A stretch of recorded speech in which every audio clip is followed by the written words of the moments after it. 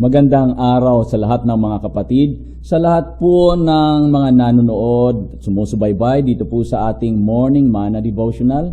Isang mapagpalang araw po ang bati ko po sa inyo. Pinasasalamatan ko ang paglilingkod ni Casey at gayon din ni Benj upang maihanda ang atin pong isip sa pagtanggap ng pabalita ng Diyos at gayon din ang ating mga puso ay maging bukas na tanggapin ang pabalita niya. Sa seryeng ito, sa Sanlinggo, ay atin pong pinag-aaralan ang A Man After God's Own Heart. Walang iba po kundi si David. Subalit sa paksa natin ngayong araw, pag-uusapan po natin ang kaloob ng pagpapakumbaba, the gift of humility. Bago pa po tayo magpatuloy, tayo po muna ay manalangin.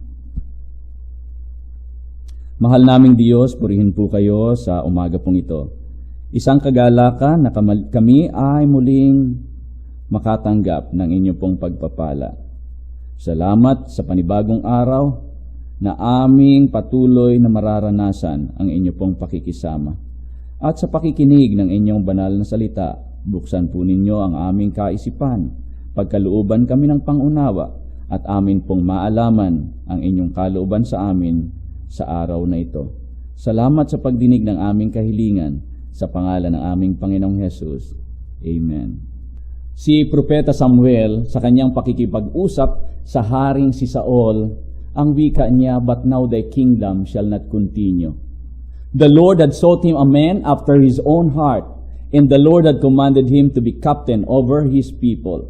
Nais ko pong uliting muli, kagaya ng aking binabanggit ng mga nakaraan, na ang Diyos ang pumipili ng Kanya pong mga lingkod na gagamitin niya upang patuloy na umunlad, lumago ang Kanyang gawain.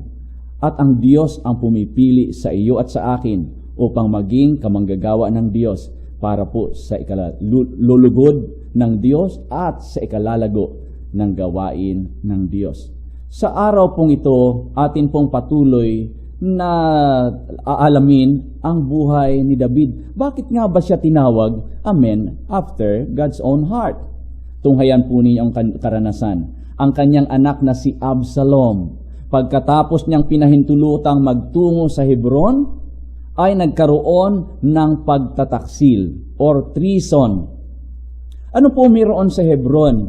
Pag ating pinag-aralan ang Hebron, dito nagsimula si David sa kanya pong kaharian or pangunguna bilang hari. Mula doon sa Hebron, after 7 years, he moved to Jerusalem. Para bagang nauulit ang mga pangyayari na bakit sa Hebron din magsisimula itong si Absalom. Idiniklara niya at sa pamagitan ng kanyang mga kaalyadong ilang mga tao ay sila'y nagsisigaw na si Absalom ang ating bagong hari. May kapahintulutan din ito kay Ahithophel, yung trusted na counselor o advisor nitong haring si David. Meron pong 5 mga bagay akong nakita mula sa karanasang ito, kagaya ng ating ibinahagi. Sa paglikas ni David, first point, he lived his comfort zone. Nabanggit po natin yan. And his self-sacrifice. Handa siyang magsakripisyo kung ano po ang kanyang meron, yung kanyang palasyo, yung kanya pong higaan, yung kanyang comfort doon sa lugar na yun. Second, he's willing to step down bilang hari. Handa siyang isakripisyo ang kanyang trono para lang sa kapakanan ng nakararami. Pangatlo, he value life than his position, and he wanted to avoid bloodshed. He is peace-loving. Sa kanyang paglikas, kanya rin po natunghayan kung sino ang mga tapat niyang mga katiwala. Binabanggit ko po yung 4 na mga personang malapit sa kanya at natunghayan niya na meron po palang hindi loyal sa kanya, kagaya ni Ahithophel. Subalit sa lahat ng ito, naroong kanyang total submission to God's will. Yung kanyang buong puso na pagpapasakop kung anong kalooban ng Diyos, at atin po yung ibinahagi kahapon. Sa kanyang pagpapatuloy ng pagtakas mula sa Jerusalem Kasama ang maraming mga tagasunod niya, ang kanyang mga tauhan. Napadaan po siya sa bundok ng mga olibo. Naroon ang kanyang pagtangis. At nung naroon na po siya sa pagitan ng Mount of Olives in the road to Jordan Valley, merong isang lugar, ang lugar tinatawag na Bahorim. Ang lugar na ito ay lugar na sa tribo ng mga Benjamites. At merong isang lalaki, ang pangalan ay Shimi. Hindi ko alam kung bakit gayon na lamang ang kanyang pagpupuyos, ang kanyang sama ng loob, ang laki ng kanyang puot doon sa hari. Ano pat ang kanyang panglalait, pagsusumpa, kung ano pa mang kanyang galit ay ibinuhos niya roon. Ang masasakit na salita, ang pangbabato doon sa hari, wala siyang respeto na ginawa. Ano pat ang wika nga rito? Ang wika po, 2 Samuel chapter 16, as he cursed, Shimi said, get out, you murderer, you scoundrel, or evildoer. The Lord has repaid you for all the blood you shed in the household of Saul. Alam po ninyo kaibigan, sa aking pagbabasa nitong kasaysayan at kwento sa Biblia ni Saul at ni David at ni Jonathan, wala naman akong nasumpungan na merong pinatay si David sa angkan ni Saul. Si Saul ay namatay doon sa paglaban sa mga Pilisteo. Si Jonathan ay gayon din, at kanya pangang kinupkup ang anak ni Jonathan, apo ni Saul, na si Mephibosheth bilang kanyang sariling anak at tumira sa palasyo. Ang sabi ni Shimi, the Lord has repaid you for all the blood you shed, and therefore this is false accusation. Ang wika, the Lord has given the kingdom into the hands of your son Absalom. Ano ang kanyang basis? Siya ba ay prophet? Siya ba ay prophet Samuel or Nathan? Parang hindi naman. You have come to ruin because you are a murderer. What an accusation! Maaring totoo siya ay mamamatay tao sa mga labanan, pero hindi naman sa sambahayan ni Saul. Subalit ang wika ni Abisai, son of Zeruiah, kapatid ni Joab, why should this dead dog curse my lord the king? Let me go over and cut off his head. Wow! Siyempre normal na reaksyon ng sinaligan na sundalo or leader ng mga sundalo na si Abisai, ang gayong reaksyon. Subalit alam po ninyo, napakainam ng puso nitong si David. Mas mainam ito kaysa sa kanyang mga kasama. Tunay na ang influence ng Diyos ay naroon sa kanya. Ang wika naman ni David, anong pakialam nyo naman sa kayong mga anak ni Zeruiah? Ang wika niya. The king said, what does this have to do with you, sons of Zeruiah? If he is cursing because the Lord said to him, curse David, who asked, bakit ka? Why do you question this? Wala dapat mag-question. At ito po ang buhay ni David. Tingnan po ninyo meron pong tatlong mga reaksyon. Sa hatred ni Shimi, ang iginanti nitong haring si David is humility. Si David, subok na po siya sa pagtakas, sa pag-ikot-ikot sa mga kabundukan, mga yungib, at sa kanyang pagtago sa mga gubat. Sanay na po siya sa pagtanggap ng mga masasakit na salita laban sa mga Ziphites, laban kay Doeg, at gayon din sa kay Saul, sa kanyang banta. Hindi na natitinag si Haring David. Nasa advance in years, 61 years old. Meron na po siyang puso na hinubog, pusong kagaya ng Diyos. He is patient enough and humble enough. Subok na po siya doon sa mga pangyayaring nauna. At kaya nga, wala po siyang ginawa sa hatred, sa curse, kung hindi humility. Tama bang tawagin siyang amen after God's own heart? Para sa akin, tama, hindi nagkamali ang Panginoon. Sa mga panglalait sa Kanya, cursing versus uncomplaining. Or, He is just accepting. Sabi ni David. If he is cursing because the Lord said to him, curse David, sino makakapag-question ito? Oh, mga minamahal, bakit nga ba nagku-question tayo, ano? Katulad ni Abisai, bakit? Anong pakialam mo rito kung ito ay kalooban ng Diyos para sa aking matanggap ko itong ganitong panglalait? Oh, meron pong mas malalim na kahulugan pa ito, itong surface nating napapakinggan. Kagaya ng binabanggit po natin, it's not about the position, it is about the character that God would like to develop in us. Palagi ko nga sinasabi sa aking mga kaibigang pastor, it is not about them, it is about me.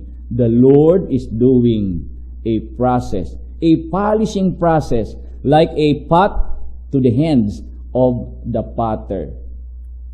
Pangatlo, ano ang counteract nitong mga panglalait na ito? Ang wika sa verse 11 and 12. David then said to Abisai and all his officials, my son, si Absalom ang wika niya, my own flesh and blood is trying to kill me. How much more this Benjamite, leave him alone. Let him curse, for the Lord has told me.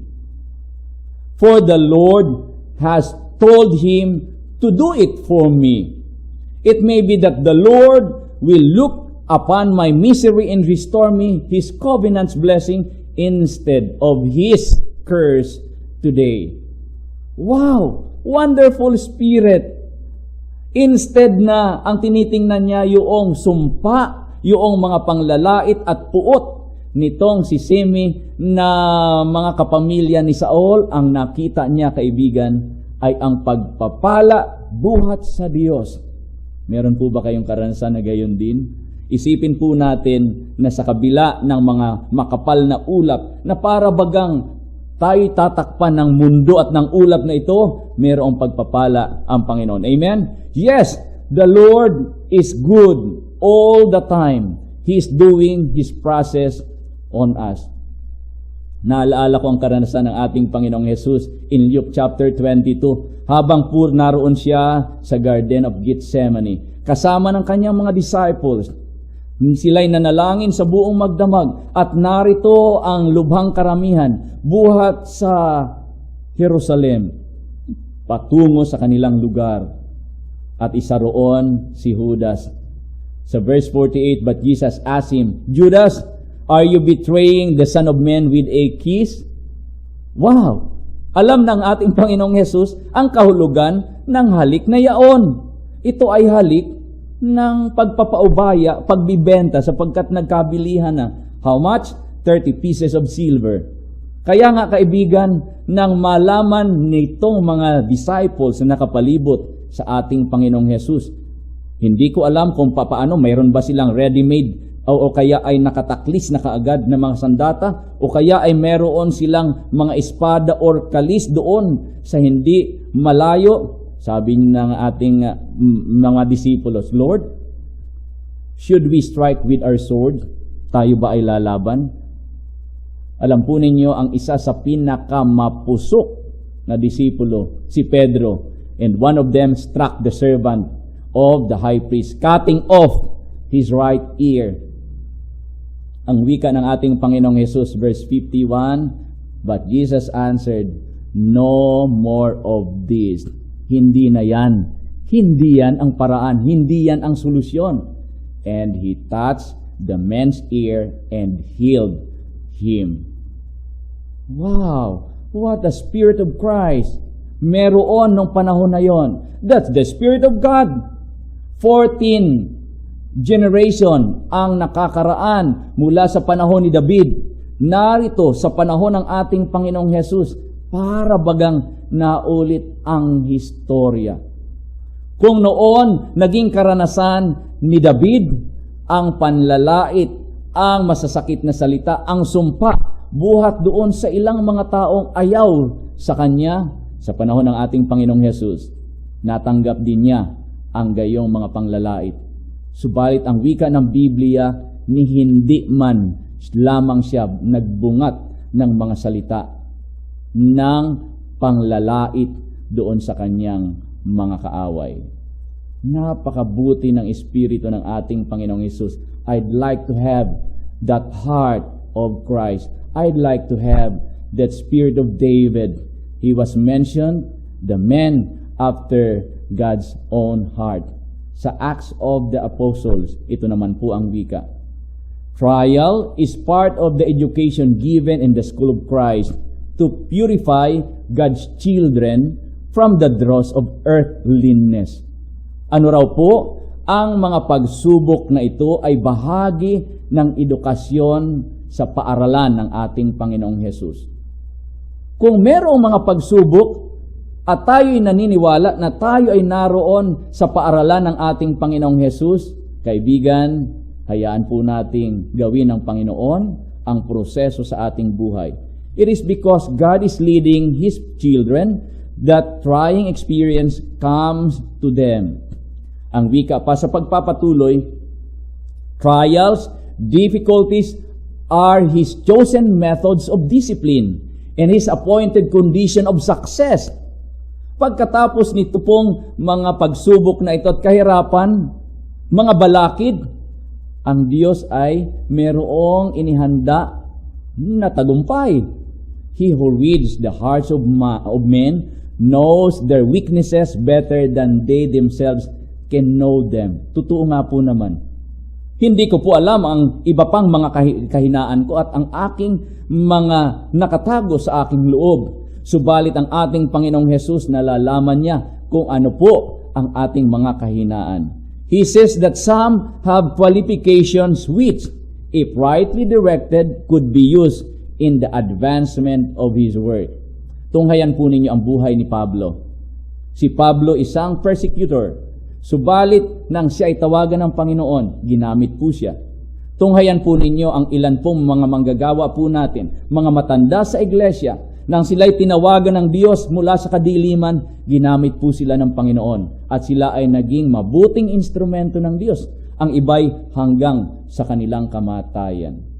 Wow, napakabuti ng Panginoon. Sa pagpapatuloy sa Acts of the Apostles, in His providence, He brings these souls into different positions and varied circumstances that they may discover the defects that are concealed from their own knowledge.